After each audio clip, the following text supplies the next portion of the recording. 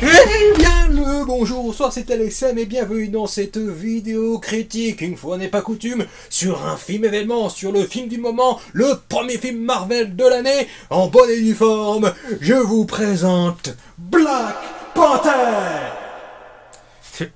Pardon, excusez pour cette intro un petit peu trop enjouée, mais j'ai regardé ma vidéo précédente et j'étais un peu en mode cool, mou, quoi que ce soit. J'avais pas trouvé ça top non plus pour parler de Cinoche, donc je me suis dit que la prochaine vidéo, donc celle-là, je me suis dit qu'il fallait que je la fasse un peu plus enjouée, plus rythmée, plus punchy, voilà, pour que ce soit plus fun à mater, ouais. Ouais, puis c'est tout, ouais. C'est déjà bien, non ? Donc bref, j'ai une fiche où j'ai résumé un petit peu mon avis, enfin les trucs que j'avais remarqués, les choses à noter sur le film Black Panther réalisé par Ryan Coogler. Enfin bref, je vous ai jamais caché mon adoration pour les films de super-héros parce que je les trouve toujours très intéressants, ils peuvent apporter quelque chose d'intéressant, une analyse sur notre monde, sur une analyse sur l'être humain en règle générale, sur comment on peut devenir tous un super-héros à notre façon, enfin bref, il y a toujours quelque chose qui m'a attiré là-dedans. Et une fois n'est pas coutume, je suis encore allé voir un film de super-héros, donc voilà, oui, je tue l'industrie du cinéma peut-être pour vous, mais je m'en fous, puisque, voilà, moi, je les aime, c'est votre avis, après tout. Je vous juge pas hautement, hein, c'est juste que vous aimez pas les films de super-héros, je comprends tout à fait, c'est juste que moi je vous comprends, donc respectez-nous, enfin je veux dire, voilà, quoi, c'est pas censé être compliqué non plus. Donc l'année dernière, en termes de film Marvel, on avait eu le sympathique mais très sans plus et très oubliable Spider-Man Homecoming, et l'année dernière encore, on avait eu chez Marvel Thor Ragnarok, donc je vais revenir sur son cas un petit peu plus tard parce que je vais faire des parallèles entre Thor 3 et ce Black Panther. Donc je préviens par avance, donc je risque peut-être de faire des éventuels spoils sur ce film, donc je vais vous donner un avis vite fait avant d'entrer plus dans les détails. Si vous aimez les films de super-héros, celui-là risque de grandement vous plaire, hein, si vous aimez bien la formule Marvel, un peu comme moi. Donc ce film-là va vous dépayser parce qu'il propose un cadre complètement différent de ce qu'on a l'habitude de voir chez Marvel. Et puis aussi, si vous aimez pas les films de super-héros, c'est pas celui-là qui vous fera accrocher à nouveau au genre super-héroïque. Donc soit vous aimez ce genre de film à la base et vous avez envie de tenter votre chance pour voir quelque chose de nouveau et de vraiment différent chez Marvel, ou soit vous aimez pas et donc au pire passez votre chemin, de toute façon vous louperez pas grand chose. Donc voilà, c'était l'avis vite fait, donc maintenant passons à la suite. Donc Black Panther de Ryan Coogler est visuellement beau et créatif, parce que à l'instar de son film prédécesseur, à savoir Thor Ragnarok, qui lui aussi était très créatif, mais Thor 3 était effectivement le plus créatif de tous les Thor, mais les Gardiens de la Galaxie étaient passés par là peu de temps avant. Les deux films de James Gunn avaient fait fort dans l'exploration d'univers, de races ou quoi que ce soit d'autre. Tandis que les Thor ont été beaucoup plus timides de ce côté-là dans le terme d'exploration cosmique et galaxie, mais ce Black Panther propose quelque chose de neuf. Visuellement, Ryan Coogler, il a toujours eu une patte à chaque fois quand il veut bien mettre en scène quelque chose, un événement important. Sa réalisation, sa mise en scène va vraiment aller en adéquation avec ce qui se passe à l'écran. Genre comme le pouvoir qui se renverse, le trône qui bascule, donc il va nous faire un plan qui part complètement qui part à l'envers pour ensuite revenir à la normale. Voilà, bref, c'est des petites astuces de mise en scène comme ça, mais qui sont effectivement utiles. Il y a même des passages qui sont vraiment beaux, comme par exemple le moment où T'Challa, quand il boit le breuvage du Black Panther, Et quand il voit son père dans cette jungle, avec ce ciel violet, avec cet arbre géant et où sont assis et sont couchés des panthères noires, littéralement des vrais panthères noires, et qu'ainsi il voit son père dans ce paysage fantasmagorique, enfin très étrange mais très sensoriel, et ben ce genre de passage était vraiment très intéressant à voir dans un Marvel, et c'est vraiment celui qui coupe le plus avec les anciens Marvel. Alors le Wakanda à première vue faisait un peu penser à Asgard, mais en version bling bling en fait. C'était des grands bâtiments majestueux mais technologiquement avancés, alors que Asgard c'est des grands bâtiments mais c'est traditionnel en fait, c'est l'ancien temps, c'est mythologie nordique, enfin c'est... Voilà, en fait Asgard et Wakanda un peu même combat, mais voilà, pas sur le même terrain. En 3 films Thor, on ne s'apprenne pas vraiment de la culture Asgard. Faut que je bois. Faut que je bois. Faut que je bois. En 3 films Thor, on ne s'apprenne pas vraiment de la culture asgardienne. On voit quelques coutumes par-ci par-là, mais rien de vraiment concret. En un film Black Panther, on baigne constamment dans la culture wakandienne. On se balade dans toute cette ville, on se balade dans la tradition, dans les coutumes wakandiennes, et c'est très intéressant. Il n'y a pas une scène dans le Wakanda où il n'y a pas une référence à une tradition, une coutume, à la manière comment les gens s'habillent, à leur manière de politique, à la manière comment ils gouvernent. Parce que dans l'univers des Trois Thors, bien que je les apprécie, on a de la mythologie certes, mais on n'est pas vraiment plongé dedans à 100% non plus. Et un autre aspect de Black Panther qui est assez plaisant, c'est que le film ne fait pas de références super-héroïques forcées. N'est-ce pas, Spider-Man Homecoming? Alors oui, Black Panther fait des références à ce qui a déjà précédé dans l'univers Marvel, comme par exemple les événements de Civil War, comme par exemple aussi le personnage d'Ulysse Klaue, interprété par Andy Serkis, qui était intervenu dans Avengers 2. Ça va pas au-delà non plus, c'est pas dans la référence juste pour faire une référence, ou soit pour faire un petit clin d'œil aux fans. Mais il ne va pas faire de référence super-héroïque forcée, genre un personnage comme style Iron Man qui apparaît dans Black Panther, ça aurait été complètement inutile et pas franchement hyper intéressant. Non, il n'y a que Black Panther et son entourage, et le peuple du Wakanda qui est au centre de l'intrigue. C'est tout. Black Panther, ça se suit tout seul, t'as pas forcément besoin de regarder tous les autres films pour exprès recomprendre ce qui s'est passé, pour comprendre la situation du film, le contexte politique du film, parce qu'on te le rappelle justement, on te rappelle les événements de Civil War, enfin on te rappelle l'événement le plus important, comme quoi le père de T'Challa, à savoir Black Panther, est décédé dans une explosion et que donc c'est son fils qui doit prendre le flambeau. C'est tout. En fait, de manière générale, Black Panther est meilleur que 33 de manière générale. Parce que dans Thor Ragnarok, et j'y parle enfin de mon ressenti sur le film, il était effectivement très sympathique, il était bien dans l'ensemble, mais le problème c'est qu'il était constamment dans la blague.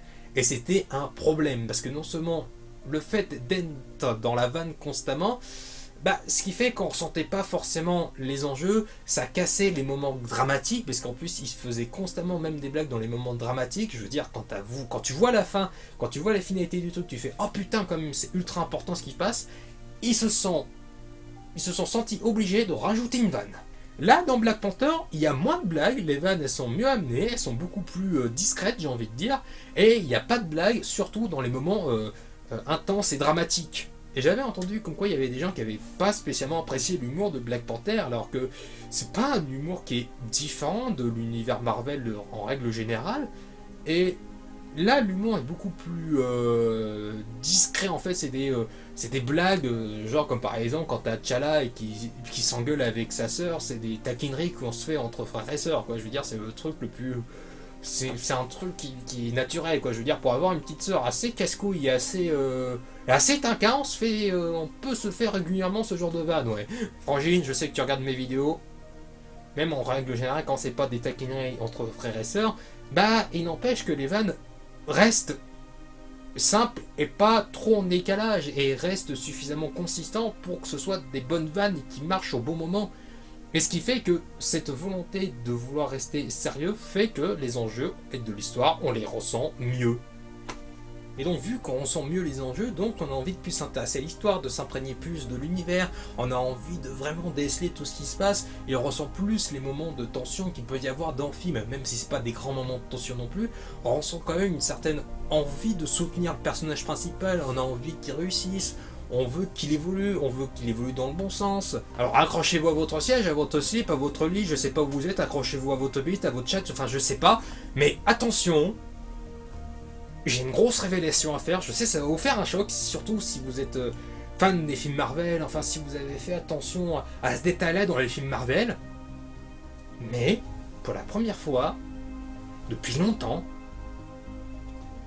la bande originale d'un Marvel est marquante.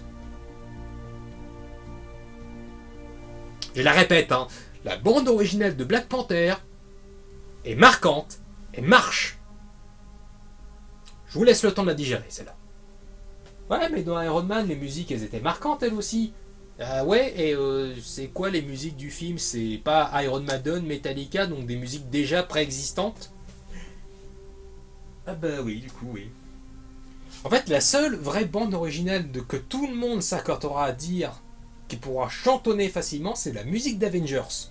Faut dire aussi que la musique d'Avengers a été composée par Alan Silvestri, donc aussi ça aide. Mais voilà, c'était pas gagné, mais pour la première fois dans un film Marvel, Avengers, c'était la première vraie BO marquante, quoi. Et donc la musique de Black Panther a été composée par Ludwig Göransson, un habitué des productions de Ryan Coogler, puisqu'il a composé les 2 précédents films du réalisateur, à savoir Fruitvale Station et Creed, l'héritage de Rocky Balboa. Et sa bande originale dans Black Panther fait extrêmement mouche, puisque ses compositions alternent les musiques africaines traditionnelles avec tam-tam et tout ce qu'il faut, et aussi les musiques actuelles électro-rap avec des beats, des trucs comme ça, dans le même style rap américain. Et donc le contraste qu'on a dans cette bande originale représente bien le contraste qu'on a durant tout le film également. Et les morceaux dits traditionnels sont en fait utilisés lors de moments justement dans leur tradition, et les moments électro-rap sont utilisés dans les moments plus où on utilise de la haute technologie et dans les moments de combat, de scènes d'action. Donc ça faisait longtemps que Marvel n'avait pas pondu une bonne BO, bah maintenant on est gâté. Chadwick Boseman en T'Challa en Black Panther, il est toujours charismatique, il impose toujours les boss phrases en bon moment, il est toujours sage, même si des fois il laisse parler un peu sa colère, il essaye de se contenir, il essaye d'avoir les bonnes réactions, même si des fois il les prend pas forcément toujours, mais c'est intéressant. Et c'est pareil pour tous les acteurs qui se débrouillent tous très bien, le casting est vraiment parfait. Et mention spéciale à Andy Serkis, dont ça se sent qu'il a pris un malin plaisir à jouer ce rôle. Et donc là je vais en venir aux scènes de baston, elles sont cool mais inégales. Parce que par exemple la toute première scène où on voit Black Panther dans son costume en train d'affronter des criminels se déroule de nuit, donc ça ce n'est pas un problème, c'est juste que le montage est assez illisible et on comprend pas trop ce qui se passe. Alors je sais bien que ça peut être une volonté, genre que le mec il se déplace tellement rapidement que du coup on comprend pas ce qui se passe, mais il n'empêche que le montage à ce moment donné là était assez lisible et donc on comprenait pas ce qui se passait à l'écran. Tandis que d'autres combats, là on comprend parfaitement ce qui se passe, le montage est assez rythmé, mais voilà, des fois ce qui se passe à l'écran c'est pas non plus ouf ce qui se passe. Tandis que des fois c'est vraiment intéressant, comme par exemple la poursuite dans Busan, dans Corée, elle est très intéressante, puisque ça va à pleine vitesse, ça utilise de la haute technologie, le Black Panther il fait retourner un peu le véhicule, voilà, pour prendre bien un virage, voilà, c'est vachement cool.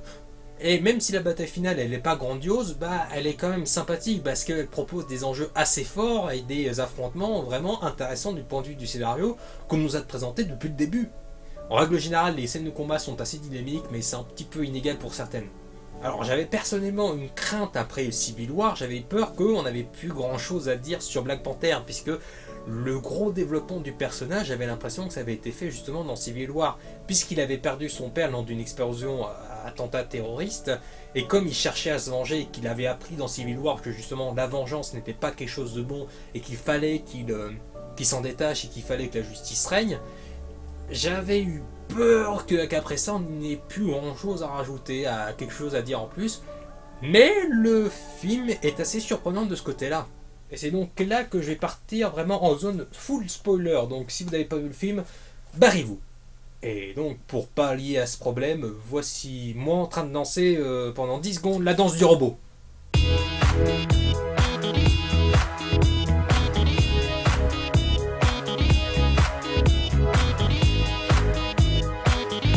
En fait, il y a un bon développement des personnages, puisque le thème du film, c'est surtout une question, est-ce que le Wakanda doit-il s'ouvrir ou non? Puisque le Wakanda est un pays développé technologiquement, même au niveau de l'armement et même au niveau de la santé, donc est-ce qu'il ne faudrait pas qu'il s'ouvre pour exprès sauver le monde, pour exprès sauver des personnes opprimées? Enfin, il y a cette question-là qui est posée dans le film. Alors au début, T'Challa est totalement contre, puisqu'il dit que si le Wakanda venait à s'ouvrir, donc il aurait peur que ça amène de futurs problèmes et que donc ça mette en péril le Wakanda. Il a peur que ça mette en péril son pays, et comme il est roi, il ne veut pas prendre cette décision. Et là vient le méchant de l'histoire, Killmonger, qui veut absolument donner des armes aux opprimés. Donner des armes afin qu'ils se défendent et se rebellent contre les oppresseurs. Mais T'Challa finit par comprendre que sa position n'est pas du tout bonne, mais que celle de Killmonger non plus. Puisque l'un veut absolument rester enfermé, tandis que l'autre veut être trop ouvert justement, et veut être trop radical. C'est pour ça que T'Challa finit par dire il faut donc s'ouvrir, mais tout en contrôlant, pour éviter que la technologie du Wakanda soit utilisée à de mauvaises fins. Et il finira même par dire à Killmonger oui, tu as été opprimé, mais ne deviens pas ce que tu as combattu.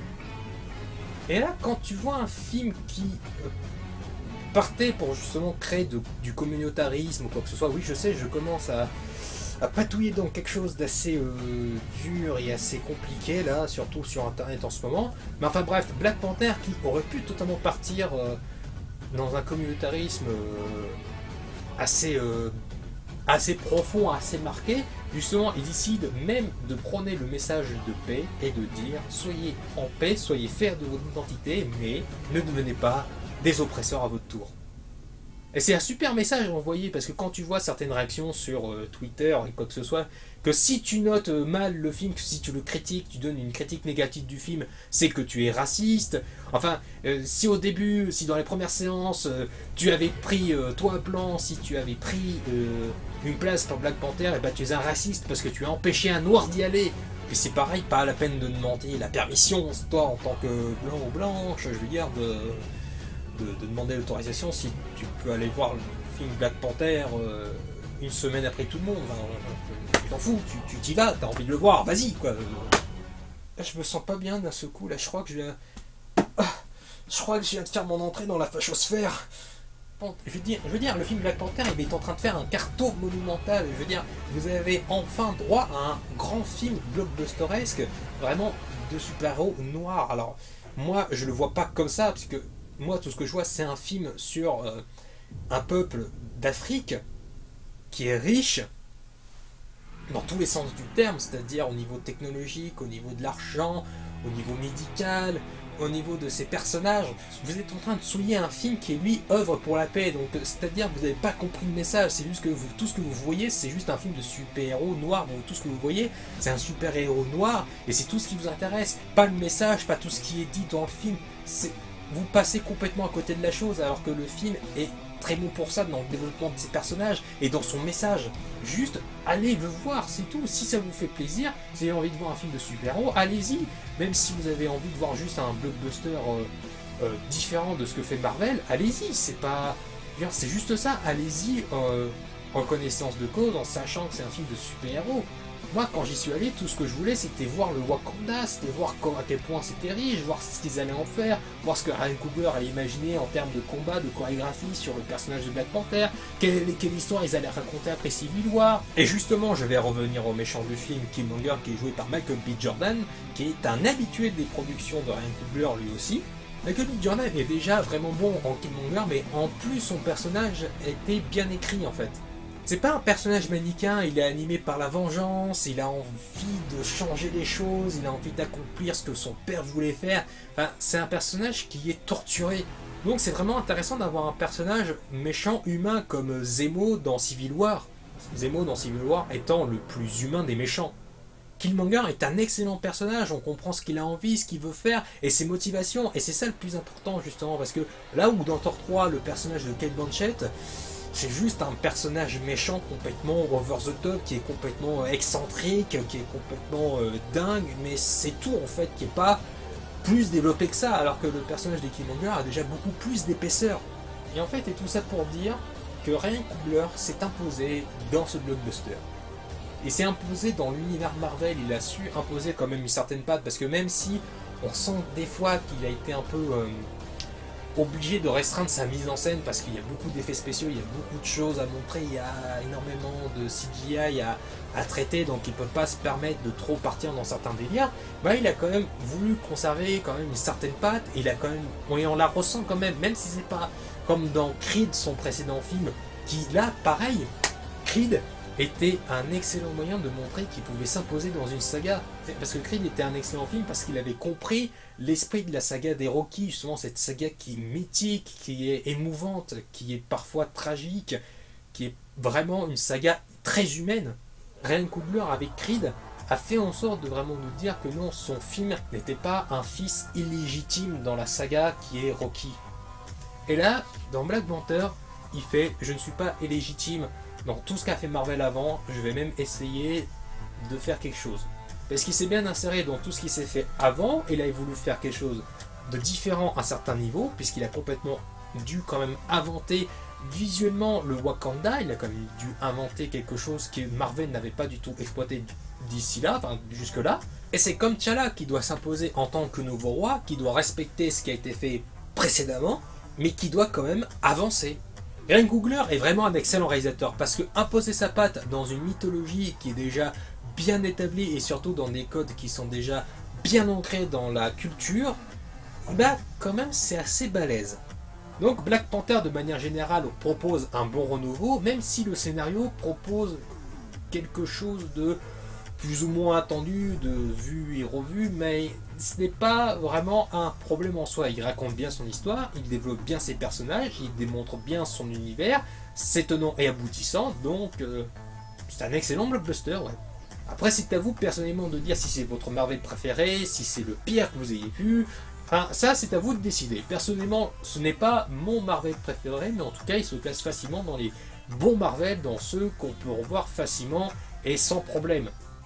Bref, c'était la critique de Black Panther, en espérant que cette vidéo vous ait plu. Partagez, commentez, likez, abonnez-vous, tout ça, bref, le jargon habituel de YouTube. Je vous dis à plus et à la prochaine. Salut! Aïe! Mes genoux! Ça va! Tout va bien! Ça va! Hear what I say, we are the business today. Fuck shit is finished today. RT&J, we the new PB&J. We dropped the classic today. We did a tablet of acid today. The joints with the matches and ashes away. We dash away. Donna and Dixon, the pistol is blasting away. Doctors of death, killing our patients of breath. We are the pain you can trust. Crooked at work, hooking up curses.